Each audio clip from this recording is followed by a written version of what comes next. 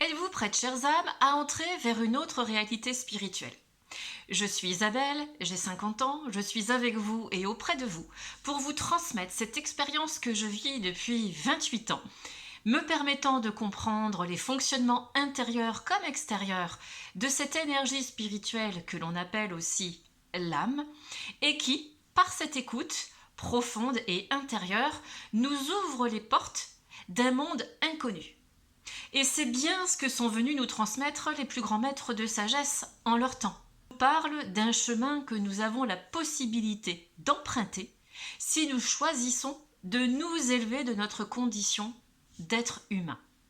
Seulement, ils nous l'ont montré aussi, ils étaient aussi des êtres humains dans ce monde, mais à la découverte du plan spirituel plus divin en nous, cette nature divine, cette lumière qui émane de nous et que nous avons la possibilité de vivre et de nous en nourrir chaque jour et dans le quotidien si nous souhaitons la voir évoluer, l'accepter, ça aussi c'est important, et la laisser prendre sa place dans notre quotidien de vie. Ce que je retiens d'eux, et particulièrement de Jésus, parce que c'est lui qui vraiment, par cette force Christ, courage aussi, s'aimer soi-même, l'amour que l'on se porte à soi. Il est non seulement dans cette tendresse, cette joie d'être ce que nous sommes, mais surtout dans le respect de ce que nous souhaitons vivre dans notre quotidien et dans la possibilité de le communiquer aux êtres autour de nous pour éviter de rentrer dans un moule et transmettre ce qui nous anime pour faire et créer les choses différemment dans nos vies. Et c'est là que c'est le plus difficile. C'est un des passages, entre guillemets, obligés des étapes d'âme. Alors j'appelle étape d'âme, c'est l'évolution de notre énergie spirituelle. Je vous rappelle que l'âme, c'est notre énergie spirituelle. Et lorsque nous sommes dans ces différentes étapes d'âme, eh bien, je me suis rendu compte que j'ai d'abord été bercée dans l'âme humaine mais matérielle, celle qui est conditionnée par la société. Et puis lorsque j'en suis sortie, de par quelques notions spirituelles qui me ramenaient toujours à la notion de la spiritualité religieuse, j'ai choisi d'aller découvrir un petit peu ce qu'il y avait de plus profond dans les messages qui étaient portés par les textes sacrés, mais aussi des interprétations qui en étaient faites.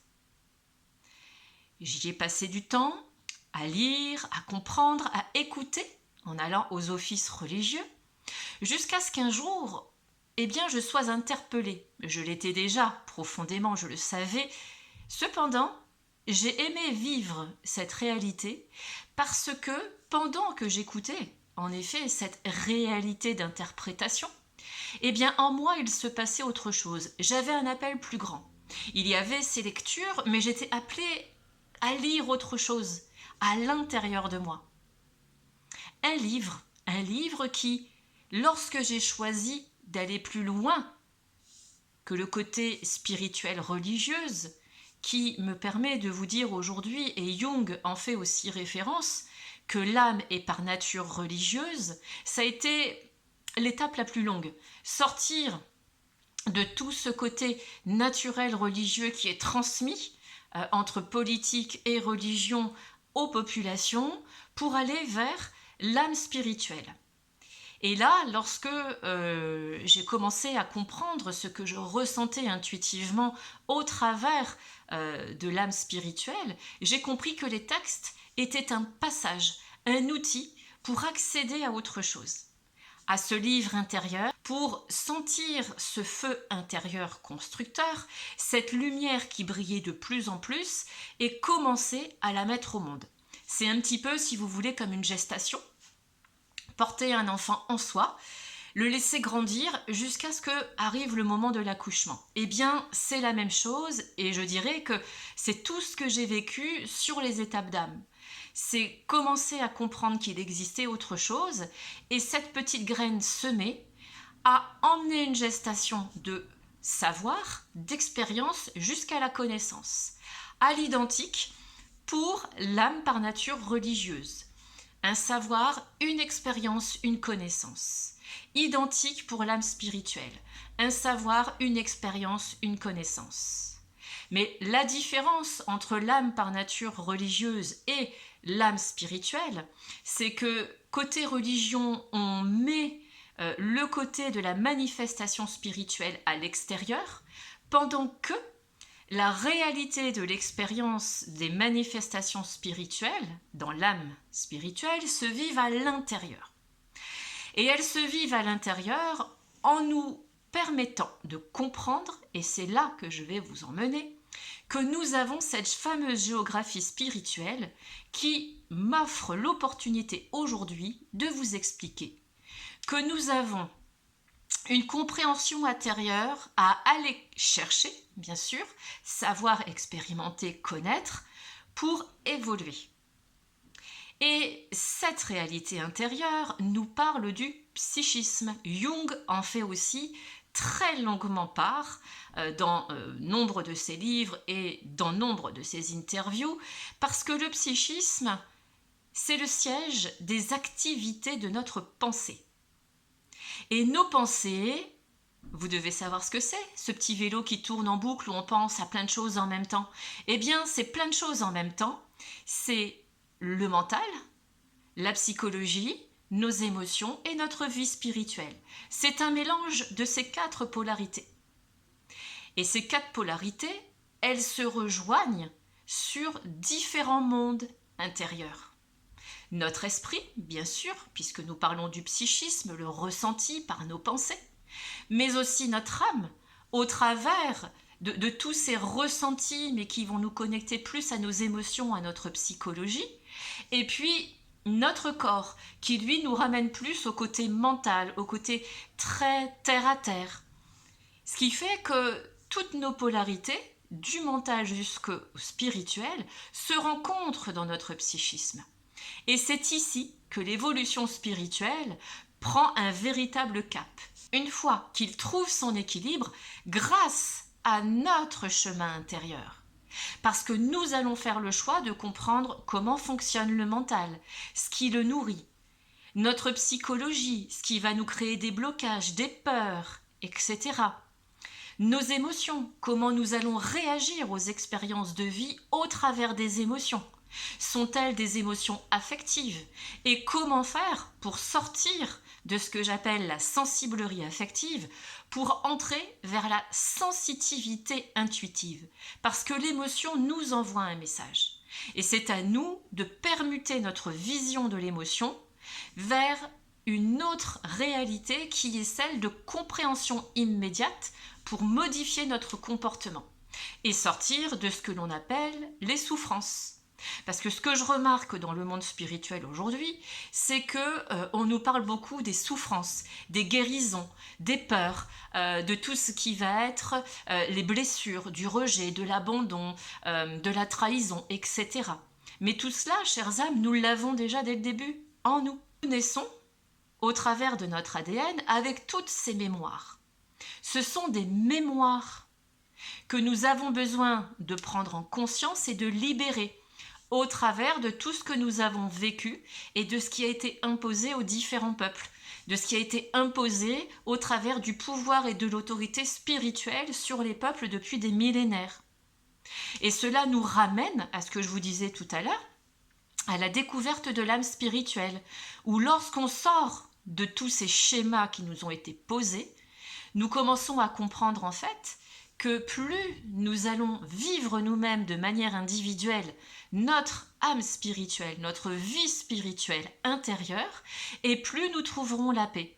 Et donc, le monde extérieur trouvera lui aussi la paix. Et d'ailleurs, en parlant de paix, et c'est là aussi où nous allons vers l'âme plus divine, c'est la compréhension aussi de tout ce qui a été amené au travers de la symbolique, au travers, je pense surtout à Jésus, au travers de la religion catholique et chrétienne, tout ce qu'il a pu apporter comme message, qui a été interprété par cette religion comme elle le souhaite, tant que cela fait de la beauté pour chacun, et que ça aide chacun à évoluer sur le plan spirituel. Cependant, là où j'ai été interpellée, c'est lorsqu'on ne cesse de dire que Jésus est venu nous sauver de nos péchés. Lorsque je regarde la vie de Jésus en tant qu'homme par l'Esprit Christ, ce qu'il est venu nous emmener, et vraiment nous transmettre, comme magie par la parole, c'est qu'il est venu nous dire qu'il est venu nous transmettre l'épée. L'épée qui va nous permettre de trancher l'ignorance dans laquelle nous vivons pour entrer vers un savoir.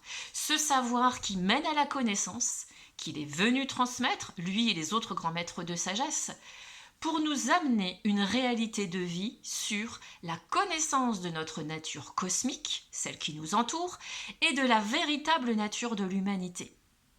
Et bien sûr, cela nous ramène à notre nature profonde, et ce que je vous disais à l'instant, dans l'éveil et l'évolution de nos étapes d'âme, lorsque nous en arrivons à l'âme spirituelle, c'est de nous rendre compte que le message porté par la religion est différent de celui que l'on peut ressentir lorsque nous sommes dans l'âme spirituelle. C'est pour cela que je vais parler aussi aujourd'hui de nos ancêtres hérétiques ou païens, qui sont souvent montrés du doigt justement par la religion. Mais à quel titre ? Parce que si nous avons tous la possibilité de vivre notre spiritualité, chacun à notre manière, qu'il y ait des personnes athées, non croyantes, mais malgré tout qui vont pratiquer la prière, ou dès qu'il va se passer quelque chose dans leur vie, mon Dieu, aide-moi, ou des croyants qui vont pratiquer les offices religieux, qui vont être vraiment dans le culte des différentes religions. Et les spiritualistes qui veulent apporter une autre réalité tout en étant malgré tout comme la religion dans des dogmes, et les hérétiques dont je fais partie, qui œuvrent dans leur vie spirituelle pour apporter cette connaissance et cette expérience aux autres âmes qui sont elles aussi sur ce chemin, alors laissons-nous la place les uns les autres. Aimons-nous les uns les autres. Et comme Jésus est venu porter l'épée, sachons trancher là où nous ne sommes plus en adéquation avec notre évolution spirituelle. Mais s'il vous plaît, cessons de vouloir dire comment vivre sa vie spirituelle, comment croire en tel ou tel Dieu ou telle réalité. Nous sommes là pour tous vivre cette expérience, chacun dans et avec notre degré de conscience. Lorsque nous sommes hérétiques, et je vous rappelle qu'un hérétique, c'est quelqu'un qui transmet ce qu'il vit intérieurement, son expérience aux autres âmes qui veulent bien l'entendre. Exactement pareil que les grands maîtres de sagesse. Il n'y a aucune vérité, chères âmes, il n'y a que des réalités spirituelles vécues selon le degré de conscience et les étapes d'âme de chacun. Et là où chaque grand maître de sagesse nous appelle, lorsqu'il parle de paix, c'est d'évoluer vers cette sagesse, qui est la plus haute forme d'amour.